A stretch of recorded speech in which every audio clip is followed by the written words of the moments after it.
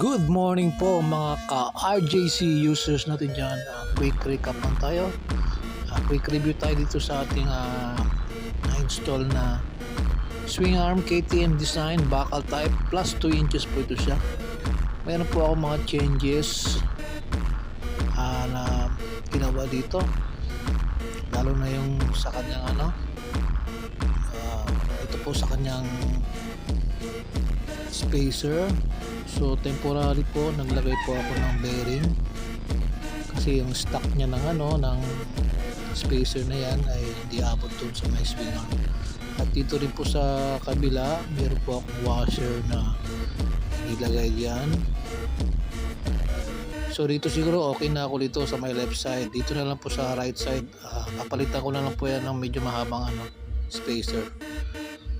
At dito naman po sa kanyang brake tensioner, so inangat ko po ng konti ito, inabante ng konti dahil yung bracket niya, yung lalagyan po ng ng brake tensioner ng swing arm ay medyo nasa taas siya. Hindi siya katulad sa stock ng ng swing arm ng crossover. So ito brake caliper ko, so medyo medyo nakaabante siya ng konti dahil sa brake rod ko na medyo maigsi.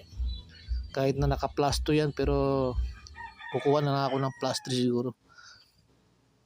So ayan po, medyo manipis nga po, lambutin itong itong na-order ko na brake rod. Plus 2 po yan siya, pero medyo medyo bitin pa ng konti kasi nakaabante ng konti itong caliper ko. So salamat po.